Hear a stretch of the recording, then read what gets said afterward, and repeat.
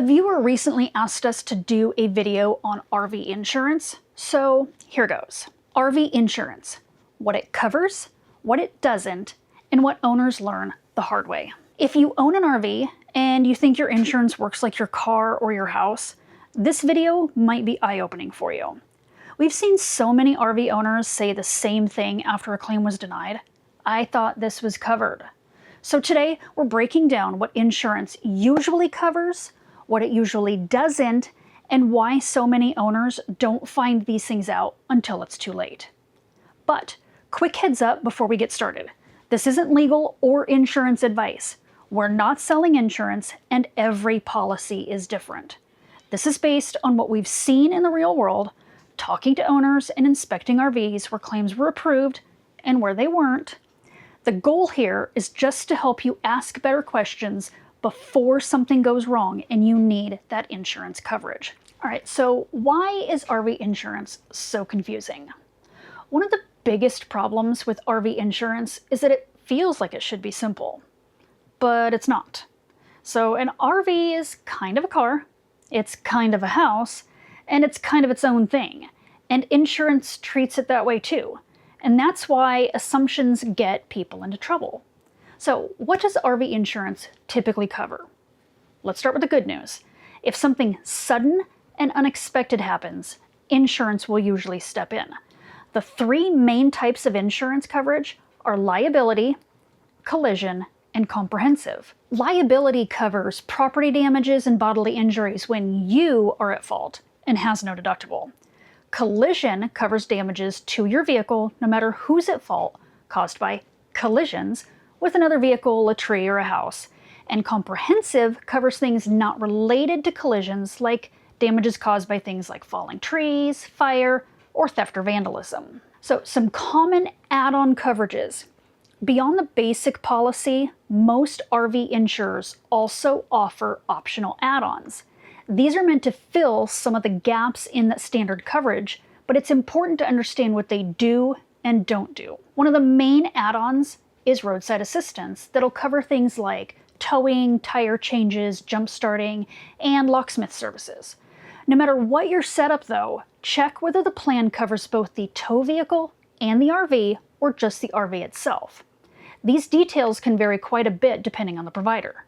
In addition, owners of larger rigs like us should pay attention to whether the coverage is designed specifically for large RVs. Towing a motorhome or a large fifth wheel isn't the same as towing a car or a small bumper pole, and costs can add up quickly if the coverage limits are too low. Roof protection. Another optional coverage you may see is something like a roof protection or roof replacement endorsement. This is designed to address how insurance handles roof damage, especially as the roof gets older. Without this type of coverage, many policies settle roof claims based on the roof's age and condition, which means depreciation can reduce how much the insurance company pays. A roof endorsement, though, may cover the full cost of replacing the roof after a covered event, rather than factoring in depreciation. Some of these endorsements may even broaden coverage so that certain roof issues that might normally be excluded, like deterioration or maintenance-related issues, may still qualify for coverage. The details can vary quite a bit, so it's important to read the policy carefully and understand exactly what it includes and excludes. And another one that people don't think about is pest protection.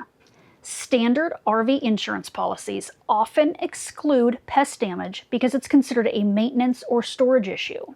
But since many RVs sit for long periods of time, some insurers offer optional coverage to help with repairs if that happens.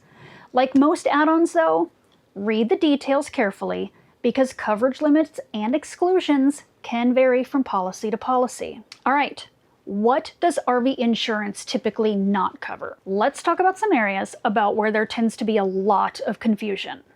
So, insufficient coverage. Not having the right coverage or too little coverage is a huge mistake. For instance, if you only have collision but not comprehensive coverage, you're likely not covered for hail damage, vandalism, or theft. Replacement cost. Something else to be aware of is the difference within replacement cost. Total loss replacement / purchase price an agreed upon value, or actual current cash value.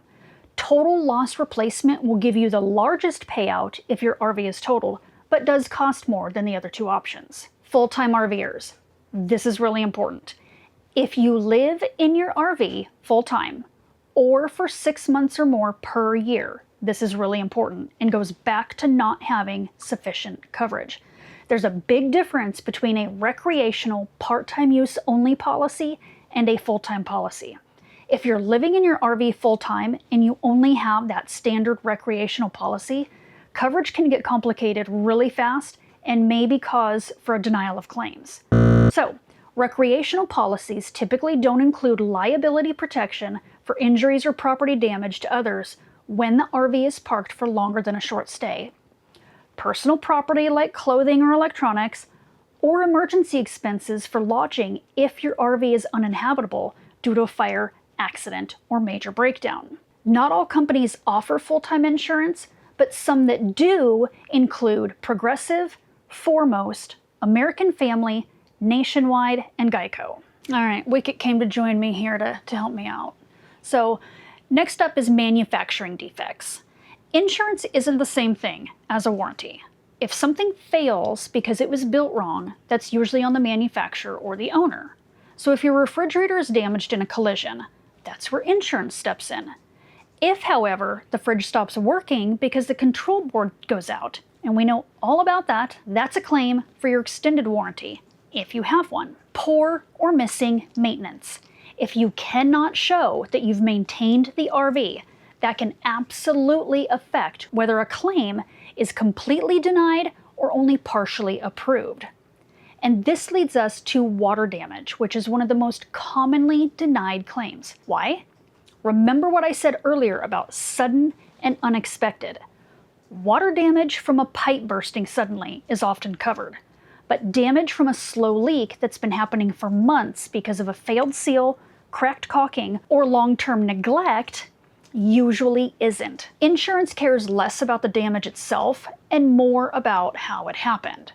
We saw this recently on a customer's rig where delamination and severe mold were caused from a large tear in the roof membrane.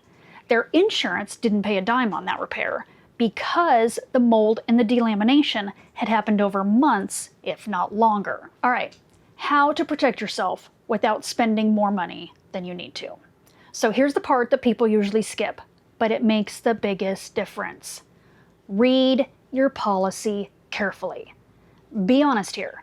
How many of you have actually read the fine print in your insurance policy? Take photos and videos of your RV regularly. Inspect your RV routinely and document maintenance. Ask specific questions, not general ones, and don't assume or think that your policy is the same as your neighbor's. So final takeaway, RV insurance is important, but it's not a safety net for everything. A little education goes a long way, and it can save you thousands in the event that something sudden or unexpected happens. The owners who have the best outcomes are the ones who understand the limits before they need it. So, if this video has helped, share it with someone who just bought an RV or thinks insurance covers everything. All right, let us know in the comments if you have any other questions regarding RV insurance, or if you've ever had a claim that's been denied or only partially covered, because you're probably not alone and we would all love to hear what the reasons were. If you've enjoyed this video, go ahead and hit the like button, hit that subscribe button, and hit the bell so you're notified about all of our future videos. And until that time, happy camping and stay safe out there.